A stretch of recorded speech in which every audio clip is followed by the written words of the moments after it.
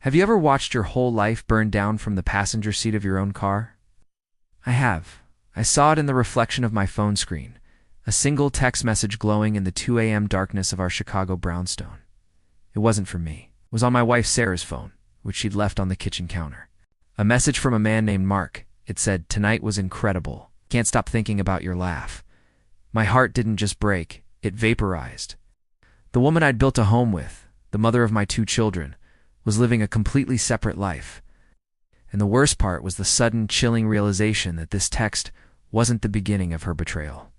It was just the first time I was clumsy enough to find it. If you genuinely enjoy our stories, please subscribe to the channel, tell us where you're from, and what time it is right now. It's always fascinating to know how far our story flows. The weeks that followed were a masterclass in gaslighting. Sarah became a ghost in our home. Her phone was now permanently glued to her hand, angled away from me. The late nights with the girls from marketing became more frequent. Receipts from expensive restaurants on Rush Street I'd never been to appeared in her purse dinners for one. She'd claim with a dismissive wave, "You know, I like to treat myself sometimes, John."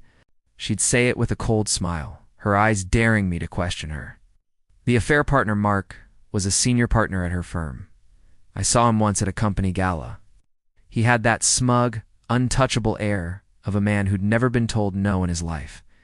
He shook my hand, his grip firm, his eyes lingering on Sarah for a second too long. In that moment, I wasn't her husband. I was an obstacle, a piece of old furniture. The breaking point came on a rainy Tuesday.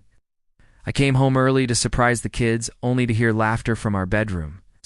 Not the warm, familiar laughter of my family, but Sarah's, intertwined with a deep male voice. I stood frozen in the hallway, the grocery bags cutting into my fingers.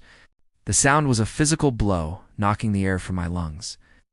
I quietly backed out the front door, drove to a desolate parking lot overlooking Lake Michigan, and just shattered.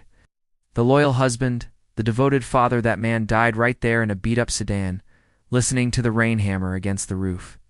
He was replaced by something cold, quiet, and strategic. My revenge wouldn't be a screaming match. It would be a meticulously crafted demolition. I started gathering proof with a terrifying calmness. I installed a keylogger on the family computer. I recovered deleted texts and emails, each one a small, sharp piece of glass in my heart. They were brazen, planning weekends away while I was taking our son to soccer practice. They mocked me in their messages. "John is so clueless," one of Sarah's texts read. "He actually believes I'm at a yoga retreat. I hired a private investigator, a grizzled ex-cop, who provided me with a folder of photographs that made my stomach churn pictures of Sarah and Mark kissing outside the Peninsula Hotel, their hands intertwined as they walked down Michigan Avenue. The trap was set. Sarah's parents were celebrating their 40th anniversary with a huge party at a lavish downtown venue. Her entire family, her friends, her colleagues, everyone would be there.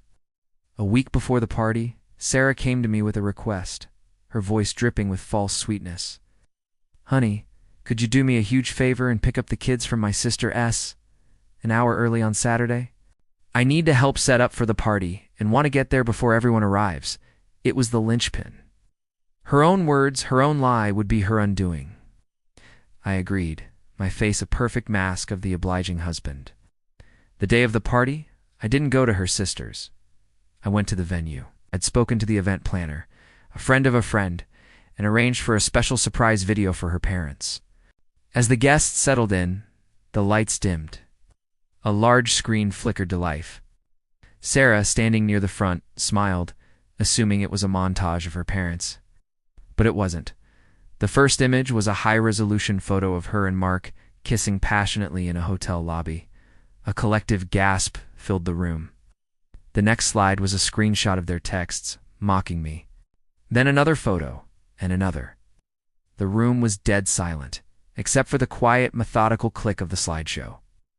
I watched Sarah's face. Her arrogant smile dissolved into confusion, then horror, then pure, unadulterated panic. Her father, a man I respected, looked at her with utter disgust. Her mother began to sob. I let the slideshow run for a full minute before I walked to the front of the room, took the microphone and said, "I believe there's been a misunderstanding. Sarah told me she was here setting up. But as you can see, she's been quite busy with her work colleague, Mark. I turned to him, a deer in the headlights. And Mark, my lawyer will be in touch. Adultery has consequences. I placed my wedding ring on the podium, the clink echoing in the silent room. Then I walked out, leaving the smoldering ruins of her life behind me. The fallout was biblical. She was fired. Her family disowned her. The divorce was swift and brutal. The evidence was irrefutable. I got full custody of the kids in the house. Sometimes late at night, I drive by that same parking lot by the lake. The water is black and still, a perfect mirror for the empty sky. I didn't win. We both lost. But I was the one left standing to pick up the pieces. The end.